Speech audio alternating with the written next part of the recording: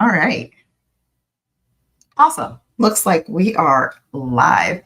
Hey there, everyone. Welcome. I am so glad that you are here with me today.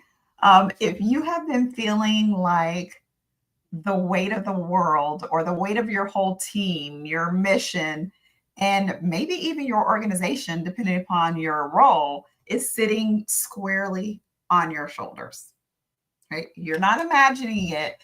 And I want you to know that you're not the only one feeling it. I have had so many conversations with leaders as I've been traveling across the US and Canada for the last year, training leaders. And every single time I get in the room, I hear the same things over and over again. And leadership can be heavy. Leadership really can be heavy, especially when you care really deeply about the people that you lead and the work that you're doing. But here's the truth, it doesn't have to stay that way, right? It doesn't have to stay that way. And today I'm going to be sharing with you three powerful shifts that you can make to help you reclaim your energy, your focus, and realign your team so that you can stop having to carry that weight all on your own, right? And not only that, but that you can lead from a place of clarity and increased capacity.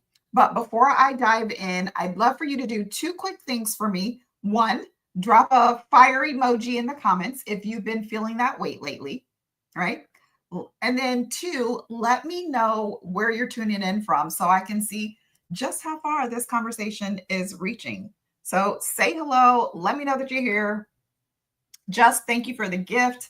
So I'm live on all the platforms. I've got TikTok over here, I've got Facebook, LinkedIn, YouTube over here. And so, yeah, so I'm streaming to all the platforms because I really want this conversation to reach as many leaders as possible. So, yeah, do me a favor. Let me see. Hopefully, I'll be able to see comments. I'm using StreamYards. Sometimes it doesn't let me see them, but we'll see. Anyway, so while you're typing that in, I just want to set your mind at ease. This is not going to be one of those fluffy, feel good talks that doesn't give you anything to work with. That is not me. If you are new to me, one thing that I am big on when it comes to training and teaching is to ensure that I give you actionable strategies, actionable tips that you can take, some practical tools that you can use in your everyday leadership to change the way that you show up as a leader and just as a human being. So welcome in. Thank you, Shatera from Houston, my hometown, H-Town. I love it. I love it. Welcome in. Welcome in.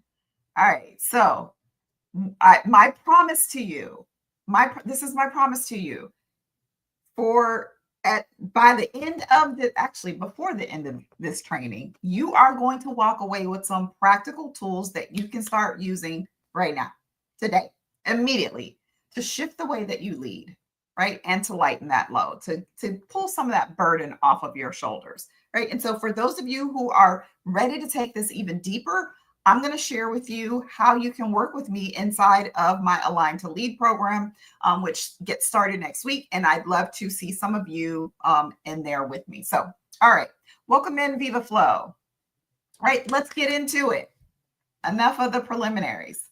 So, let me first paint a picture, right? Let me first paint a picture of what leadership, the heaviness, or how heavy, I'll say it that way, how heavy leadership really can feel.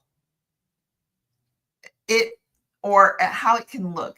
It may look like you're constantly having to problem solve, right? It may look like you don't have any blank space on your calendar. Every single minute on your calendar is filled up with obligations or meetings, things that you've got to accomplish. It can look like your team is always coming to you for the answers.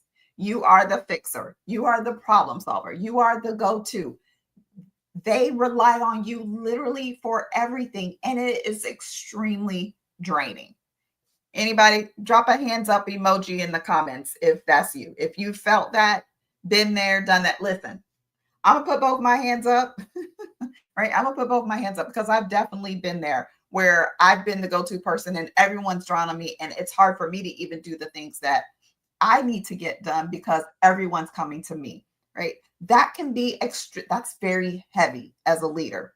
And this happens because you have actually rewarded people, right? Viva Flow, you've been there too. Thank you. You didn't leave me out here hanging by myself. I'm not alone, right? This happens because we have inadvertently rewarded people for allowing us to be the go-to person, right? It's affirming. I talked about this recently in a social media post that I did.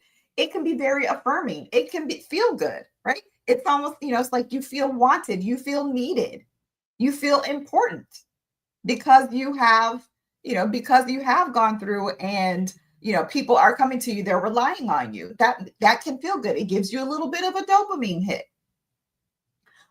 It can also happen because you don't necessarily trust that your team is going to follow through without you having to constantly check in with them, without your constant oversight.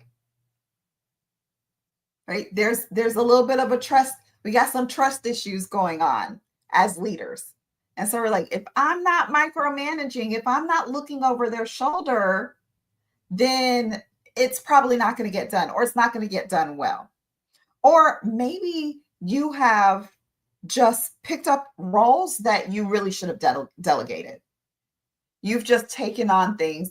And that could be for a myriad of reasons. It could be because you see that your team is stretched thin and you don't, you feel bad. You don't want to put more on them because they're already at capacity. It could be because it's just something that you enjoy, but it's not necessarily the best use of your time. It could be so many different reasons why we hold on to things instead of actually delegating them.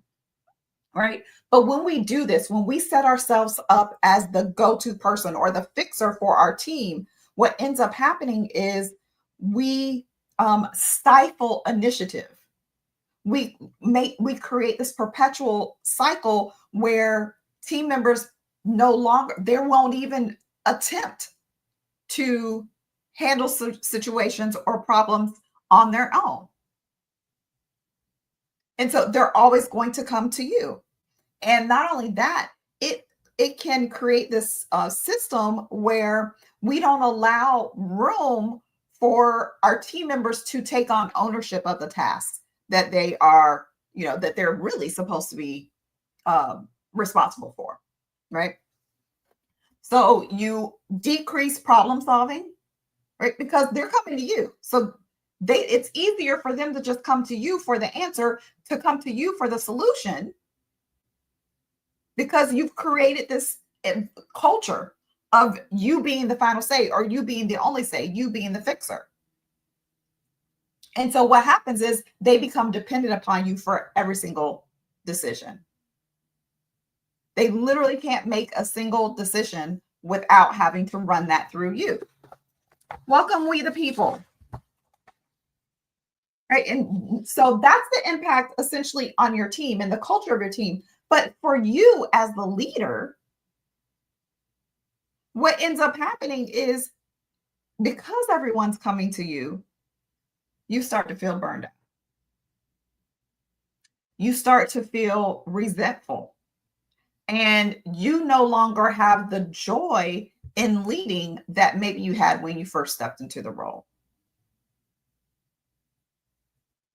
And that can look like both physical, or not, I don't even want to say both. It can be physical exhaustion, it could be mental exhaustion, it can even be emotional exhaustion. Listen, again, I was there years ago. Let me see, when did I leave? I left in 2012. I had been working for this home health agency as an office manager, and I was the go-to person. I was Miss Fix It. Literally everyone relied on me, and I thrived on that because I got my value out of that, because I was dealing with Imposter syndrome. I didn't feel like I was good enough because I didn't have my degree. I was very skillful. I was very skilled, very knowledgeable. I was good at what I did, but I always felt like I had to prove myself because I didn't carry a degree. I didn't feel worthy. That imposter syndrome just snuck in every single day, right? And ultimately, I ultimately ended up in this place where I couldn't take it anymore. I was so burned out. I got extremely sick. I was down for a little over a week, could barely get out of bed. And then I still drug my weak, feverish body into the office one day. And you know what? What made it even worse is my director treated me as if I should have been there, even though I was extremely sick, right? That's what can end up happening if you don't make that shift out of being what I call the chief doer into being the chief leader, right? So that's a perfect segue into the three shifts that I really want to encourage you to make with in your leadership to help you stop having to carry that weight alone. Okay, so the first shift is you want to redefine your role. Shift out of that being the chief doer into that being the chief leader, right? So that means that you've got to have a long, hard conversation with yourself and decide what is it that only you can and should do?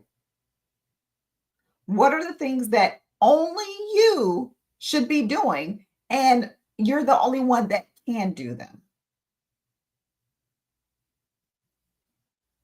And then ask yourself this question: what would my leadership look like if my job was 80% vision and relationships and only 20% operations? What kind of things would you be doing day to day?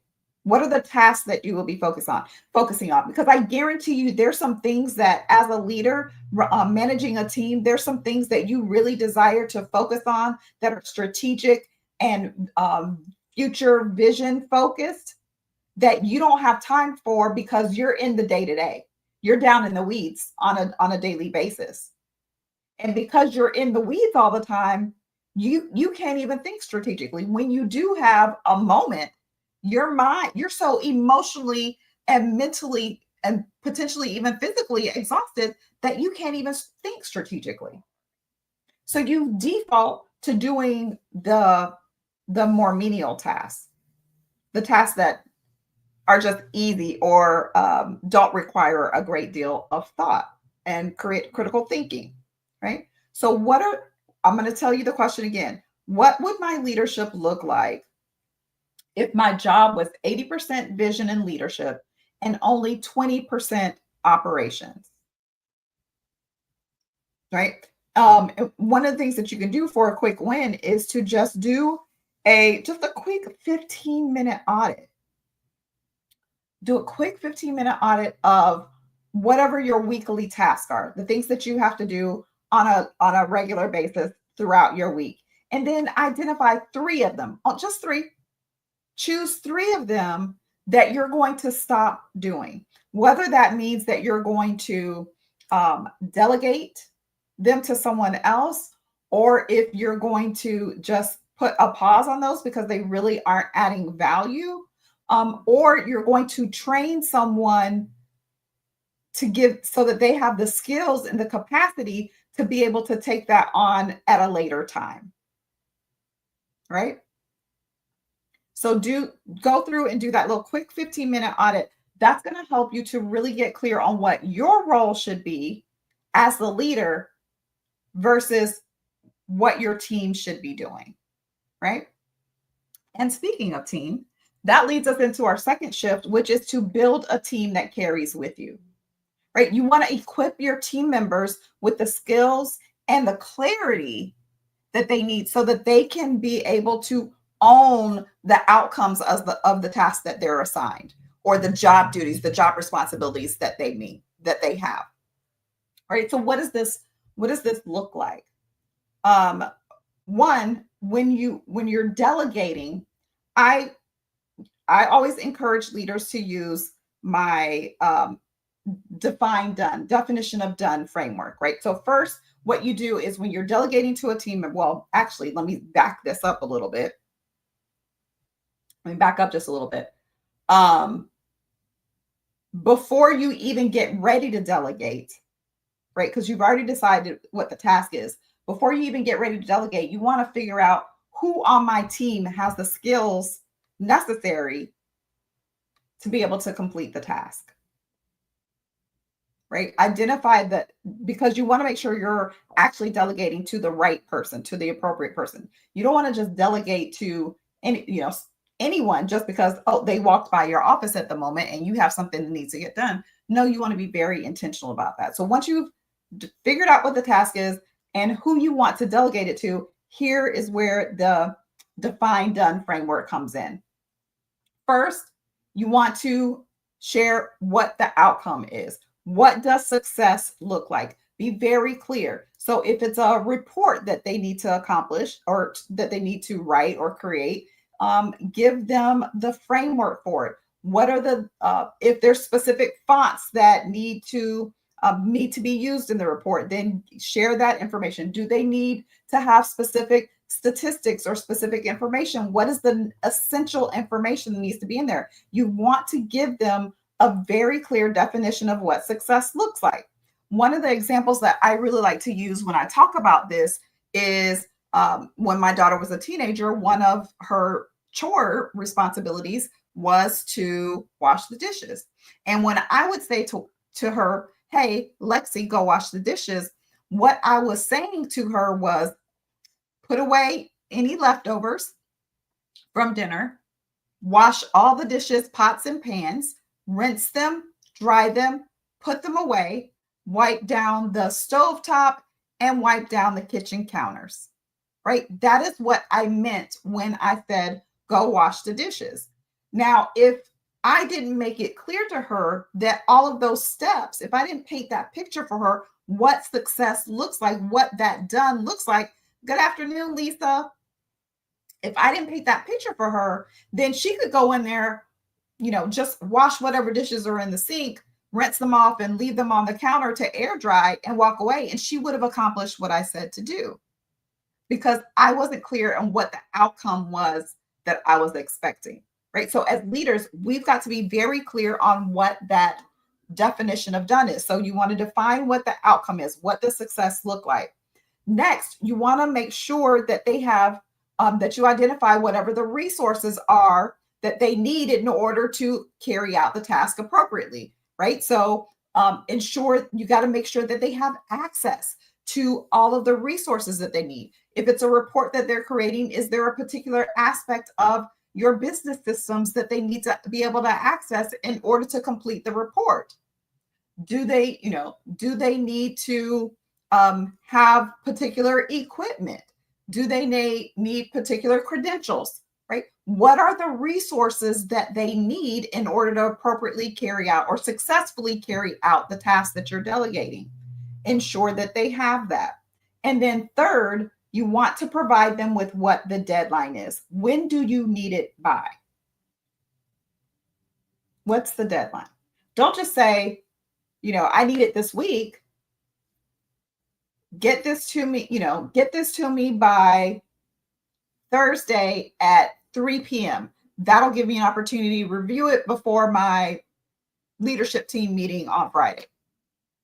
Whatever, right?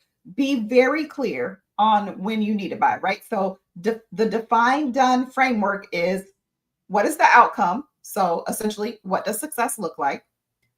What resources do they need, and do they have access to them? And then what is the deadline specifically? Not just get it to me this week, right?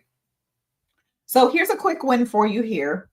Pick up one task that you do consistently, right? That's a reoccurring task that you currently manage, and assign it to someone with that clearly defined done.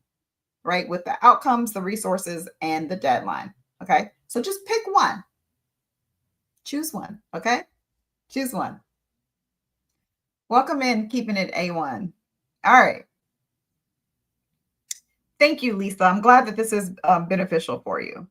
Okay, so that was shift two. Now, the final shift that I want to share with you today is probably one of the most important, and that is to protect your energy. Protect your energy. Boundaries are not selfish. I'm going to say that again. Boundaries are not selfish, they are actually essential. A lot of the reason why leaders, the leaders that I work with, are stressed out, overwhelmed, on the verge of burnout, or in burnout is because there is a lack of boundaries. And listen, I get it. I understand the work that you do is important. And you do that work because it's meaningful to you, right? You do it because you care. You do the work because you care. And so it can be very difficult to um, shut things down, even though you know you need to, right? Because it's like, well, if I don't do it, then who's going to do it? No one's going to get it done if I don't. And operating that way, leading that way is so unhealthy. And it's unhealthy because you can end up working yourself into an early grave. Now, I don't like to be heavy. I'm very much an encourager and uplifter and whatnot. But it's important when we have conversations around boundaries. It's important for me to bring this up because it's real. It is very real. The negative impact that stress and overwhelm can have on your body. So it's important for you to actually take time to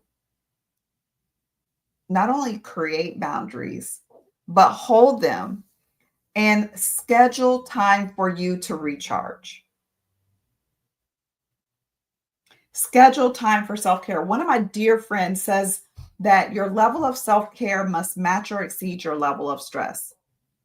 And many of us, let me know in the comments, drop it in the comments for me. When was the last time you did something just for you? Just for the joy of it, just for the fun of it. When was the last time you did something just for you? And I'm very big on doing this. So last week I went to the pool. I was feeling a little distracted. I wasn't able to focus and I was feeling a little sluggish. And so you know what I decided to do? Instead of for my lunch break, I went and spent an hour at the pool. And that helped to recharge me. I also have a set day each week where I do I call it self care Tuesdays, where I do aromatherapy bath and I do a mud mask and I just pamper myself. Right, this is part of my own self care. Those are things that I do kind of in my off time. I'm a beach girl too. I love to go to the beach. That's one of the things that I do to help me recharge. But not only that, I don't schedule out my entire day. And so, one of the things that you can do as a leader to protect your energy is to schedule some white space in your calendar. Don't have your calendar so packed to the gills that you don't have a moment to breathe within there. What you can do, one of the things that I encourage you to do is to put some buffer time in between meetings. So if you have a meeting that ends at 10 a.m., add at least a 15-minute buffer in there before you have anything else scheduled. One, the meeting could end up running a little long. You may need to take a bio break, right? There may be some urgent matter that a team member needs to discuss with you before you go into your next thing, right? And if you don't have any buffer space in your day, it's easy for your day to get completely derailed. And not only that, it can be extremely stressful when you don't have a moment to breathe. You don't have a moment to even go to the bathroom, let alone have a nourishing meal, right? Because the foods that we eat help to provide us with the energy that we need in order for us to um, lead well, to not just lead well, but to be well, right? To be well. And so I encourage you to schedule some white space into your calendar. So here's your quick win for shift number 3, and that is to block one CEO time slot into your week this week, right? Well, this week we're halfway through the week. I'm going to give you some grace. How about that? I'm going to give you some grace. Schedule it within the next 7 days. Schedule one. I'm not asking for a whole lot of time here. One CEO time block for you to reflect, for you to do planning, for you to do decision making. This means no email and no meetings. And it should be at least 1 hour. So pick 1 hour out of the next week for you to block for time for you to just do reflection, planning, and decision making as it relates to the way that you lead. What direction are you wanting to take your team? What are some of the things, what are the strategies that you want to incorporate into the way your team, your organization, your department, depending upon the level that you're leading on? Do some reflection. How have I, what have I been doing well as a leader? Where do I have some gaps? What's going on with my team? Am I happy with the way that my team is showing up? Are they doing well? Or are they, am I able to help guide them forward? Or are they doing a lot of draining of my time and energy? Right? You can't fix what you don't first recognize, right? You first have to identify what the issue is, what's going on, before you can actually start to fix it or shift it, right? So just a quick recap, the 3 shifts are redefine your role, right? Because you want to move out of being the chief doer into the chief leader. The second shift is to build a team that carries with you so that you don't have to carry all of the load, right? So this means that we're going to be delegating, we're going to be training, we're going to be developing, we're going to be increasing the capacity of our team members by providing them with the support that they need to grow and develop. And then the third shift is to protect your energy. Put that white space in your calendar. Schedule time for you to just focus on strategic planning, or to do some decision making, or to do some reflection, right? Include those things for you to be able to protect your energy. So out of those 3 shifts, tell me, which one do you feel like would make the biggest difference for you right now? Out of the 3 shifts, redefining your role, building a team that carries with you, or protecting your energy, which one of those shifts is going to be the game to make the biggest difference for you, right? Let me know.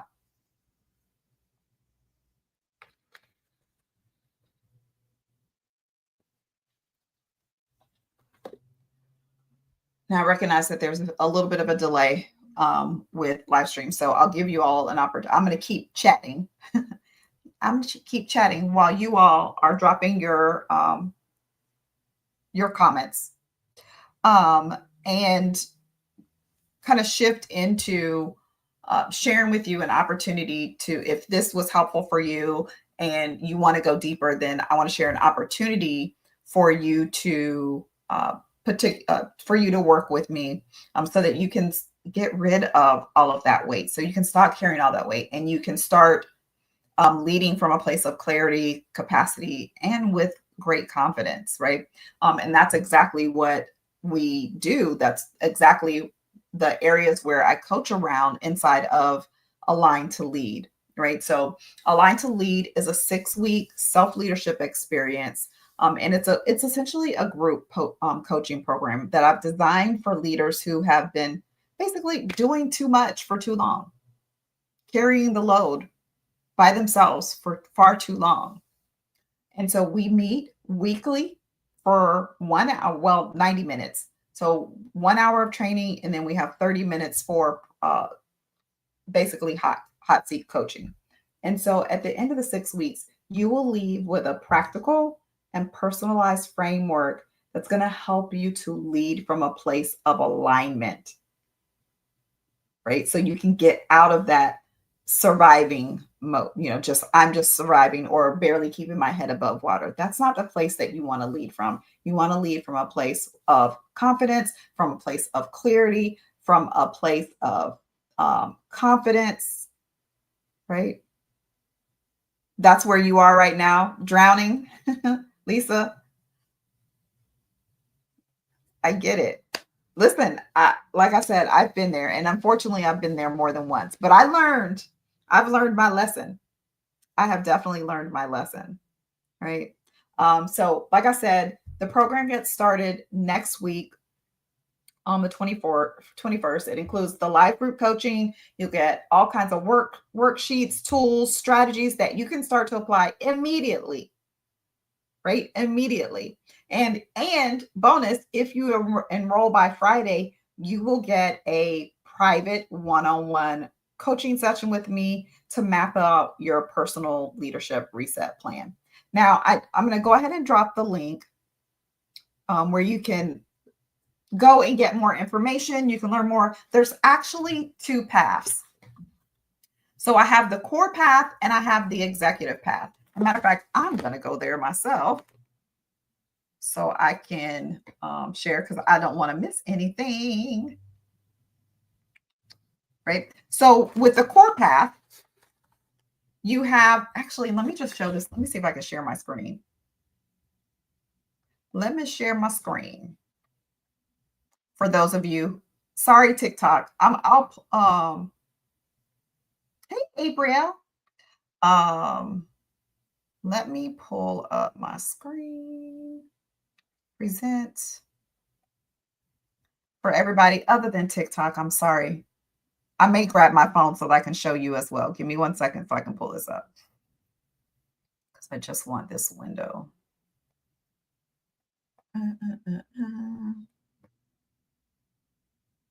All right. Share screen. Window. We want this window. All right, cool. All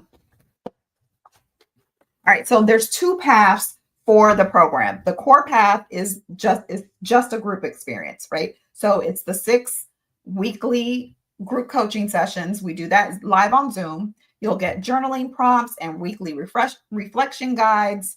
You'll get access to the Align to Lead digital hub, where all of the session replays and resources will be. You'll get a downloadable integration toolkit, and you'll get an invitation to my virtual release and refresh circle, and then a special rate for one-on-one add-on sessions. That is the core path, and that is $575. If you want to do the executive path and get some one-on-one support, right? For those of you who want to go deeper, the executive path includes everything from the core path, but goes into, you get one-on-one support as well, right? So you get everything inside of core path, plus you get 6 private coaching sessions with me.